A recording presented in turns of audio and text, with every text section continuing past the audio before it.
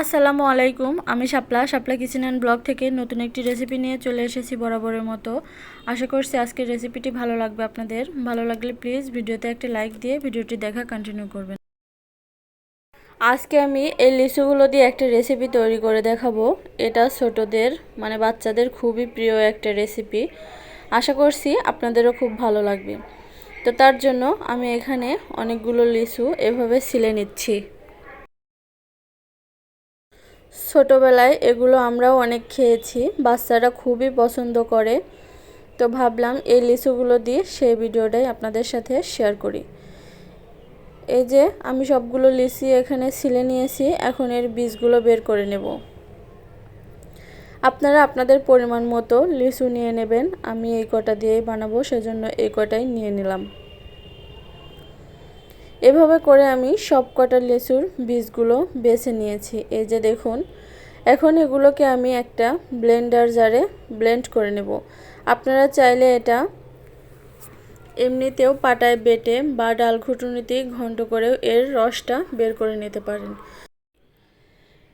এই যে দেখুন, আমি ব্লেন্ডার করে নিয়েছি। এখন একটা স্ট্রেনার দিয়ে এভাবে ছেঁকে নিব।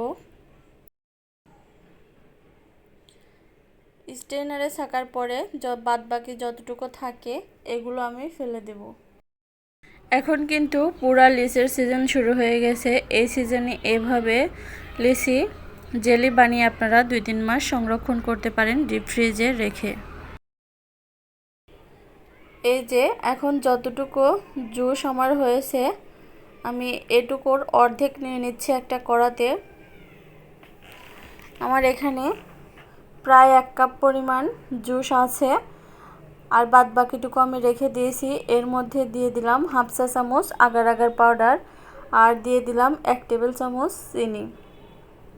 এগুলো কিন্তু আপনারা আপনাদের টেস্ট অনুযায়ী ব্যবহার করবেন, তবে প্রতি 1 কাপে 1/2 চা চামচ আগার আগার পাউডারটা দিয়ে দেবেন, আর চিনিটা আপনারা আপনাদের টেস্ট অনুযায়ী দিয়ে দেবেন।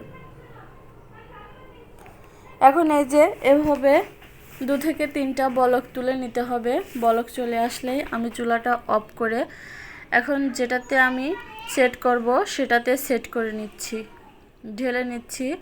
এখন এটা নর্মাল টেম্পারেচারে রেখে দিলেই এটা কিন্তু সেট হয়ে আসবে।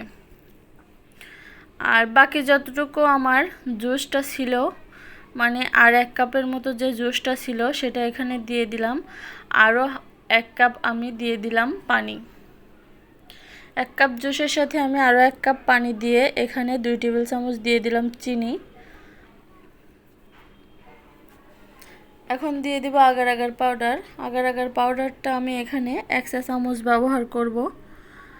আর আমি এখানে সামান্য লবণ দিয়ে দেব। আপনারা চাইলে এটা স্কিপ করতে পারেন, তবে পুডিংয়ের লবণ হলে আমার একটু ভালো লাগে। তো এই তো চিনি, লবণ আর আগার আগার পাউডার দিয়ে এভাবে একটু গুলিয়ে মিশিয়ে তারপর চুলাটা অন করে দিয়েছি।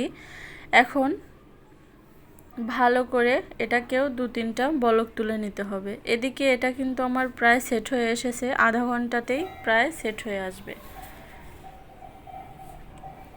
এই যে আমি ছোট ছোট টুকরো টুকরো করে কেটে তারপরে এই যে এভাবে উঠিয়ে নিচ্ছি। আপনারা নিশ্চয়ই বুঝতে পারছেন। এই যে দেখুন এরকম হয়েছে, আমি এরকমভাবে সবগুলা কেটে নিয়েছি। এখন আমার ওটা রেডি হয়ে গেছে, আমি এই বাটিতে ঢেলে নেব। তো তার জন্য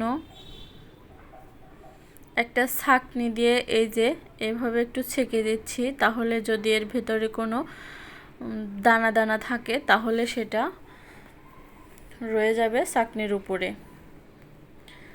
তো এইভাবে ছেঁকে আমি সবকটাতেই দিয়ে দিচ্ছি। আমি যে পরিমাণ জুস দিয়ে বানালাম সেটাতে 6টা হয়েছে আমার, একেবারে সমান সমান। আপনারাও এই পরিমাণে বানালে 6টাই হবে। আপনারা চাইলে যাদের কাছে এরকম বক্স না থাকে তারা কিন্তু ওয়ান টাইম যে গ্লাসগুলো পাওয়া যায় সেগুলোতেও বানিয়ে নিতে পারেন, অথবা যে কোনো বাটিতেও বানিয়ে নিতে পারেন। এখন আগে থেকে যে জেলিটা আমি টুকরো করে কেটে রেখেছিলাম তার থেকে 5টা থেকে 6টা করে আমি সবকটাতে দিয়ে আধা ঘন্টার জন্য রেস্টে রেখে দেব। এই যে দেখুন আধা ঘন্টা 1 ঘন্টার মধ্যেই কিন্তু এটা সেট হয়ে যাবে। আর আপনারা চাইলে নর্মাল ফ্রিজেও রেখে দিতে পারেন কিছুক্ষণের জন্য। তো সেট হয়ে গেছে। এগুলো এখন আমি এভাবে ঘুরিয়ে ঘুরিয়ে এই যে উপর করে এভাবে একটু চাপ দিয়ে নিলেই উঠে আসবে খুব সহজে। এটা তুলতে কিন্তু তেমন কোনো ঝামেলা হয় না। তো আশা করছি আজকের এই ছোটোবেলার স্মৃতি বিজড়িত রেসিপিটা আপনাদের ভালো লেগেছে। সো আল্লাহ হাফেজ।